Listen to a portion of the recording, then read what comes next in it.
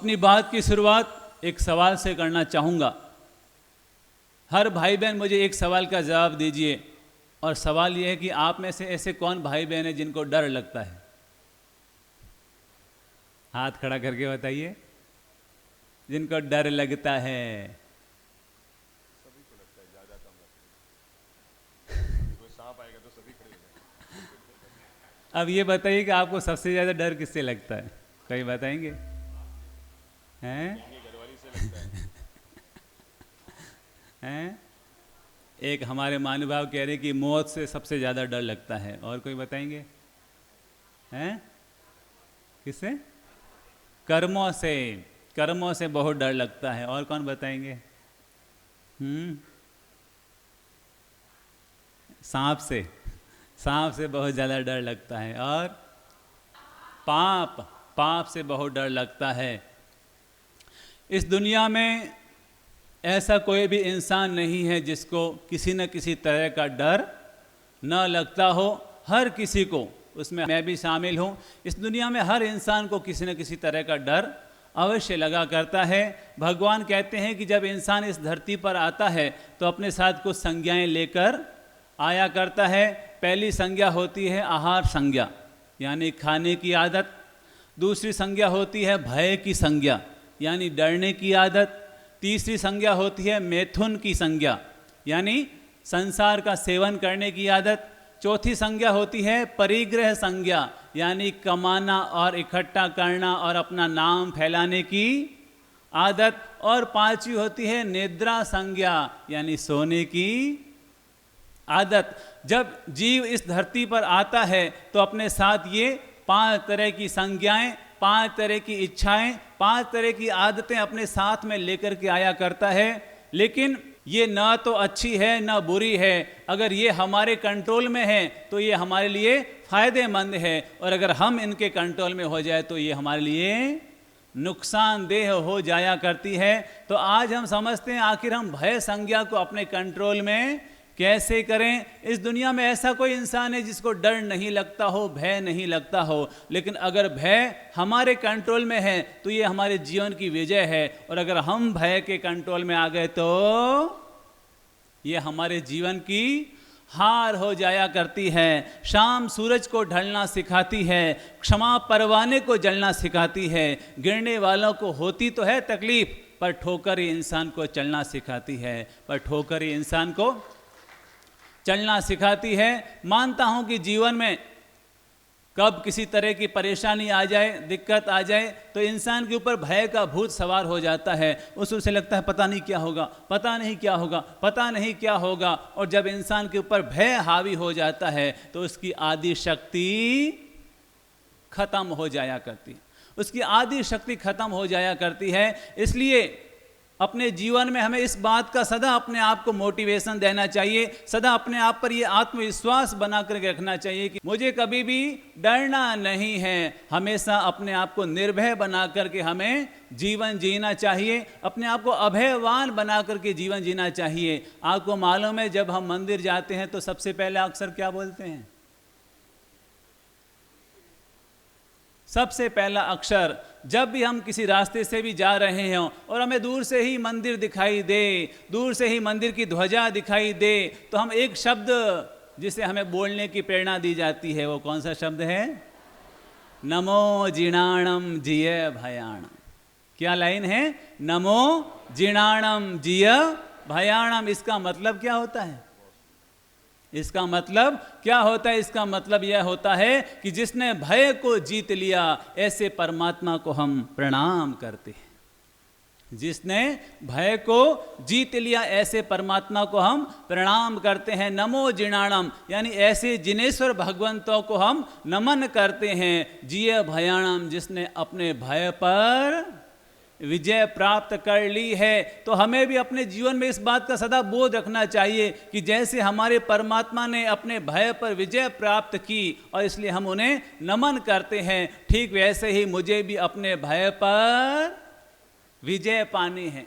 मुझे भी अपने भय पर विजय पानी है ताकि मैं भी निर्भय चेतना का स्वामी बन सकूं, मैं भी निर्भय चेतना का स्वामी बन सकूं। तो इसलिए परमात्मा से हमें ये रोज प्रार्थना करनी चाहिए कि प्रभु मुझ पर ऐसी कृपा करना कि मैं निर्भयवान होकर के जीवन जी सकूं, मैं निर्भयवान होकर के जीवन जी सकूं। अरे आपने शोले का डायलॉग तो सुना ही होगा, वो शोले का डायलॉग तो आपने सुना ही होगा। और वो क्या डायलॉग है, क्या डायलॉग है, जोर से बोलिए। जो डर गया वो मर गया, यानी कि जो डरता है वो इस दुनिया में मर जाया करता है, लेकिन जो डरता नहीं है वही इस दुनिया में विजय पाया करता है। तो जब भी लगे कि मन कमजोर हो रहा है, जब भी लगे कि मन में भय हावी हो रहा है, जब भी लगे कि जीवन में परेशानियां हावी हो रही है, तो तुरंत ये डायलॉग अपने आप से बोलना कि मेरे प्यारे भाई, जो डर गया वो मर गया। जैसे ही हम ये डायलॉग बोलते हैं कि हमारे भीतर में फिर से चेतना जागृत हो जाती है, हमारी अंतर शक्ति जागृत हो जाती है। तो अपने जीवन में इस डायलॉग को हमेशा हमें याद रखना चाहिए। जैसे कुछ लोग होते हैं कि जिनको सांप से डर लगता है, कुछ लोग होते हैं जिनको बिच्छू से डर लगता है, किनको कॉकरोच से डर लगता है, किसी को छिपकली से डर लगता है, और किसी किसी को तो माइक पर आने से डर लगता है, माइक पर बोलने से डर लगता है। जैसे ही माइक पर आते हैं, कितना ही व्यक्ति बलवान हो, पहलवान हो, लेकिन जैसे ही माइक पर आता है तो पसीने छूटने शुरू हो जाते हैं। माइक पर आने से बड़ा डर लगता है, भय लगता है। और हकीकत यह है कि जब भी मैं भी पहली बार जब माइक पर आया था जब मैं भी पहली बार माइक पर आया था तो मैं भी अंदर से ऐसे धूज रहा था और दिमाग काम नहीं कर रहा था। माइक पर जैसे ही आते हैं कि हमारा पूरे शरीर से पसीना पसीना निकलना शुरू हो जाता है और दिमाग काम करना शुरू नहीं करता। हमारी जो ये जो बाल है ये खड़े हो जाया करते हैं और हमें डर लगता है, अरे क्या होगा, अरे क्या होगा, अरे क्या होगा। लेकिन ये डायलॉग हमेशा याद रखना चाहिए, जो डर गया वो मर गया। अरे सब अपने ही तो लोग सामने बैठे हैं, अरे सब अपने ही लोग तो सामने बैठे हैं। फिर जैसे हम घर वालों से कितनी प्रेम और मिठास से आराम से बात करते हैं, वैसे ही मानना चाहिए कि ये भी तो हमारे घर वाले हैं, तो इनसे भी हम प्रेम और आराम से बात कर लेंगे। तो इसमें डरने की क्या बात है। बस भीतर में अगर ये मानसिकता बन जाती है कि मैं डरूंगा नहीं, मैं अपनी ओर से अपनी अच्छी प्रस्तुति देने की कोशिश करूंगा, हार गए तो हार गए, हारना कोई बुरी बात नहीं है। हार गए तो हार गए, हारना कोई बुरी बात नहीं है, हारना गुनाह नहीं है। सदा याद रखना, हारना गुनाह नहीं है, लेकिन हार मान लेना ये सबसे बड़ा गुनाह है। लेकिन हार मान लेना ये बहुत बड़ा गुनाह है। तो हारना कोई बुरी बात नहीं है। इस दुनिया में कभी ना कभी हार का सामना करना ही पड़ता है, लेकिन कभी भी हमें हार से डरना नहीं चाहिए। याद रखिएगा, जीवन जीने के लिए सबसे ज्यादा भोजन की जरूरत होती है। जीवन जीने के लिए सबसे ज्यादा भोजन की जरूरत होती है, और भोजन से ज्यादा पानी की जरूरत होती है, और पानी से ज्यादा वायु की जरूरत होती है, और वायु से ज्यादा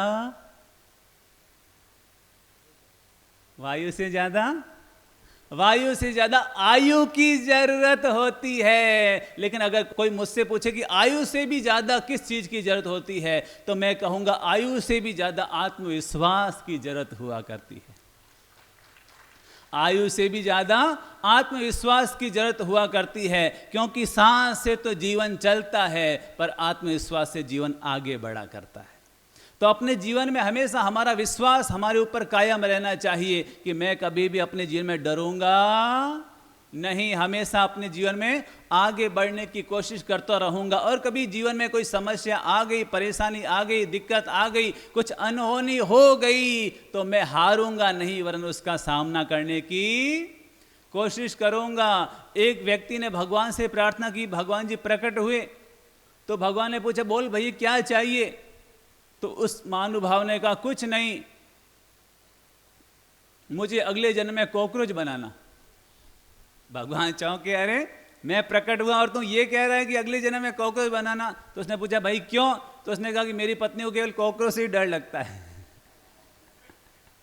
और किसी से डर नहीं लगता है। तो प्लीज अपने जीवन में हमेशा अपने आप पर हौसला बना करके रखिए, मैं कभी डरूंगा नहीं, क्योंकि भगवान कहते हैं कि इंसान को निर्भय चेतना का मालिक बनना चाहिए। याद रखिएगा, कायर पुरुष भी एक दिन मरता है, कायर पुरुष भी एक दिन मरता है और धैर्यवान भी एक दिन मरता है। भगवान कहते हैं जब मरना अवश्यंभावी है, जब मरना अवश्यंभावी है तो फिर हमें कभी भी डर करके नहीं मरना चाहिए, हमेशा हमें धैर्यपूर्वक मरना चाहिए और इस तरह से मरना चाहिए कि हमारा मरण ना रहे वरन हमारा मरण भी सुमरण हो जाए। तो भगवान ने हमारे श्रावक श्राविकाओं को, सभी भाई बहनों को ये प्रेरणा दी है कि हमेशा हमें निर्भय होकर के जीना चाहिए। अब मैं बताता हूँ किस किस तरह के भय हमारे ऊपर हावी हो जाते हैं। तो कि भगवान कहते हैं कि सबसे पहले हमारे ऊपर जो पहला भय हावी होता है वो विफलता का भय।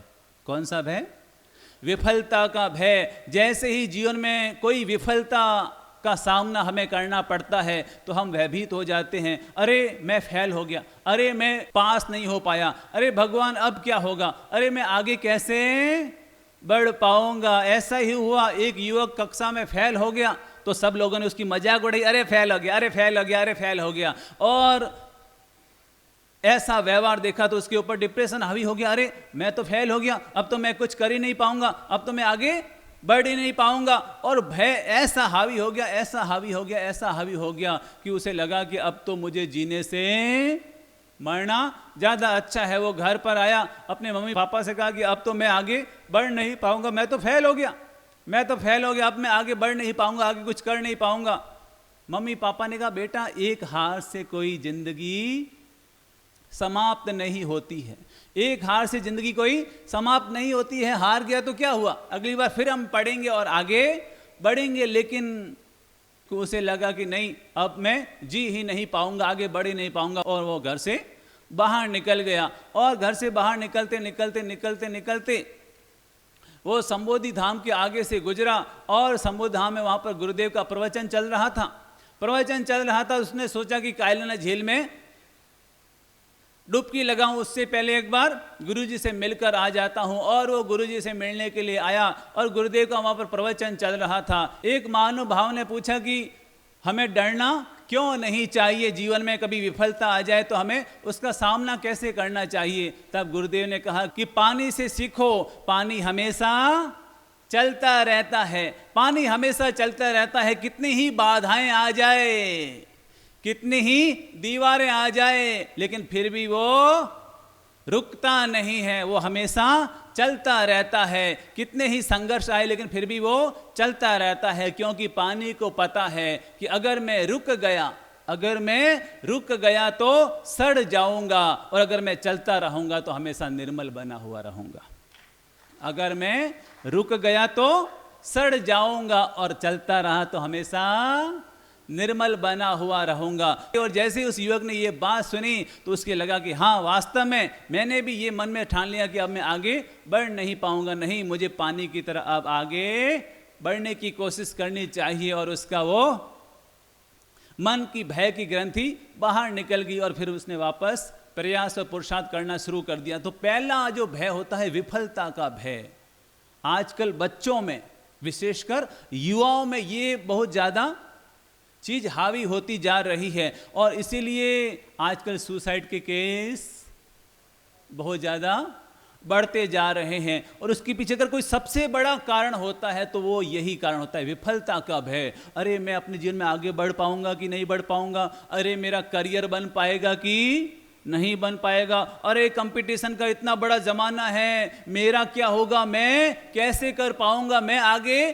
कैसे बढ़ पाऊंगा। और सोच सोच के इस पर इतना डिप्रेशन हावी हो जाता है, इतना भय हावी हो जाता है कि उसे लगता है कि मैं तो आगे बढ़ ही नहीं पाऊंगा, जब आगे नहीं बढ़ पाऊंगा तो जीने से मरना ज़्यादा अच्छा है। तो आजकल युवाओं में ये चीज़ बहुत ज़्यादा हावी होती जा रही है। तो अपने बच्चों को हमें हमेशा मोटिवेट करना चाहिए, हमें अपने बच्चों को हमेशा मोटिवेट करना चाहिए कि बेटा अपने जीवन में कभी डरना नहीं, अपने जीवन में कभी डरना नहीं है। भले ही तू विफल हो जाए, असफल हो जाए, फेल हो जाए, कंपटीशन में आगे बढ़ ना पाए या पास ना हो पाए, लेकिन फिर भी डरना नहीं है। कुछ भी हो जाए तुझे डरना नहीं है, हमेशा आगे बढ़ना है। अपने बच्चों को हमेशा हमें ये मोटिवेट करते रहना चाहिए। और दूसरा जो भय हमारे ऊपर हावी होता है वो है अपयश का भय। कौन सा भय? अपयश का भय। अरे कहीं मेरा अपयश हो गया, अरे कहीं मेरा अपमान हो गया, अरे लोगों ने मेरी टिप्पणी कर दी। अगर कोई मुझसे पूछे कि आज का सबसे बड़ा रोग क्या है, आज का सबसे बड़ा रोग, क्या कहेंगे लोग? सबसे बड़ा रोग क्या है? क्या कहेंगे लोग? LKK। कौन सा है?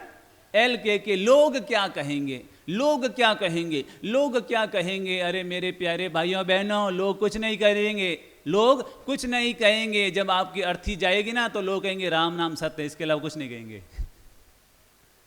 तो प्लीज अपने जीवन में ये LKK का भय अपने दिमाग से निकाल लीजिए, अपयश का भय दिमाग से निकाल लीजिए। बस जीवन का एक मंत्र सदा याद रखिए, डरे वो जो गलत करे।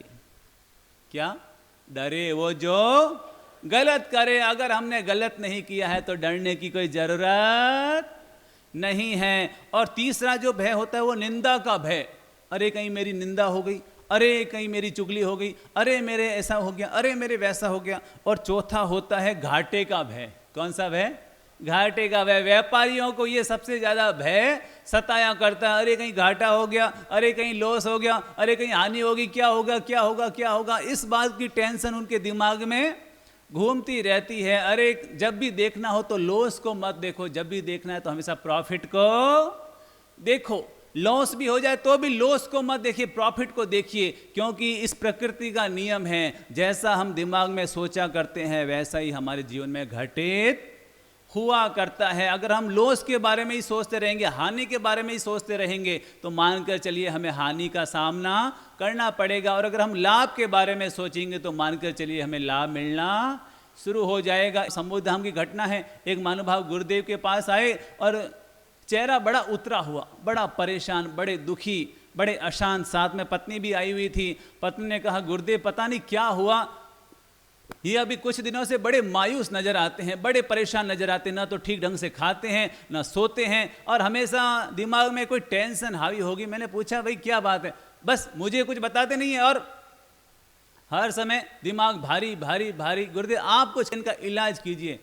तो गुरुदेव ने पूछा भाई क्या बात है, ऐसी क्या बात है जो आप इतने टेंशन में आ गए, इतने तनावग्रस्त हो गए, इतने दुखी हो गए? तो उन्होंने कहा क्या बताऊं गुरुदेव, क्या बताऊं गुरुदेव, मुझे इस साल व्यापार में 12 लाख का नुकसान हो गया। कितना? 12 लाख का नुकसान हो गया।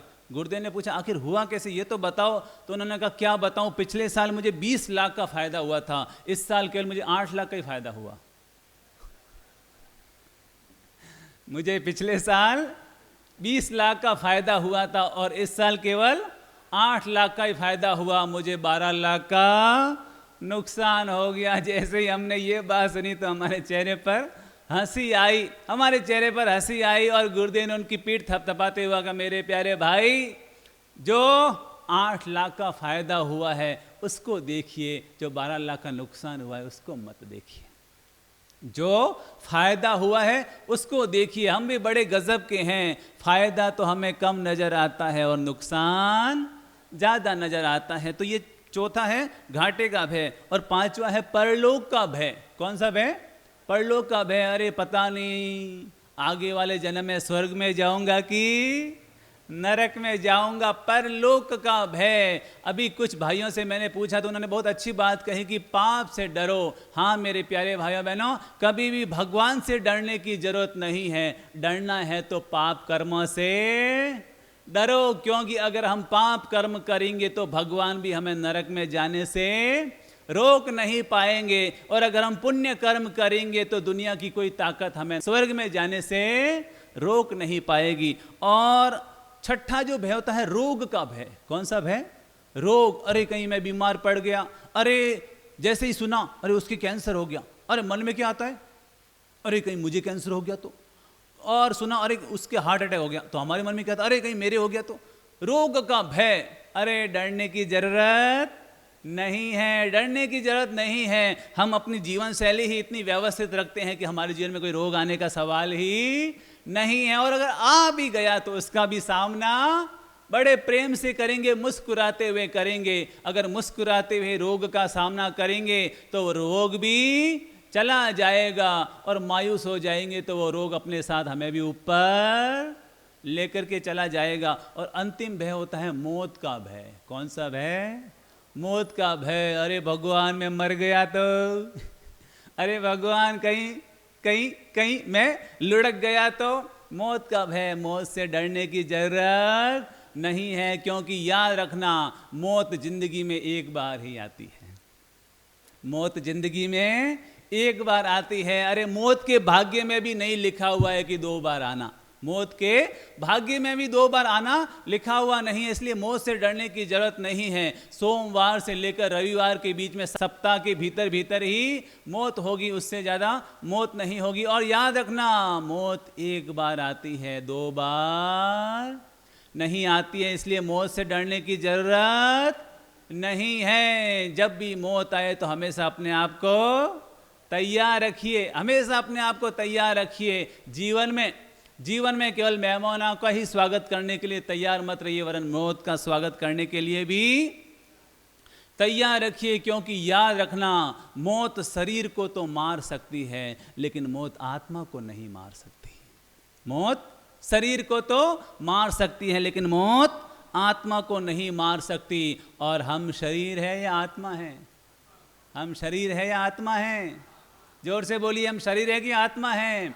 हम शरीर नहीं, हम तो आत्मा हैं। Super soul, I am super soul. सभी मुट्ठी बांध करके बोलिए, I am super soul, I am super soul. मैं सर्वशक्तिमान आत्मा हूं। मौत शरीर को मार सकती है, लेकिन आत्मा को नहीं मार सकती। नैनम शस्त्राणि छिद्दन्ति नैनम दहति पावक न चैन किलिदन्त्यापो न शोषति मारुतः। मौत शरीर को गला सकती है, मौत शरीर को काट सकती है, मौत शरीर को सुखा सकती है, लेकिन आत्मा का तो न छेदन होता है, न भेदन होता है, न मृत्यु हुआ करती है। और जब मैं आत्मा हूं तो डरने की क्या बात है? तो अपने जीवन में भगवान से ये प्रेरणा लीजिए कि हम भी अपने जीवन में निर्भय चेतना के मालिक बनेंगे और कभी जिंदगी में डरेंगे नहीं। हमेशा जीवन में आगे बढ़ते हुए, सामना करते हुए आगे बढ़ते चले जाएंगे। सबके लिए शुभकामनाएं।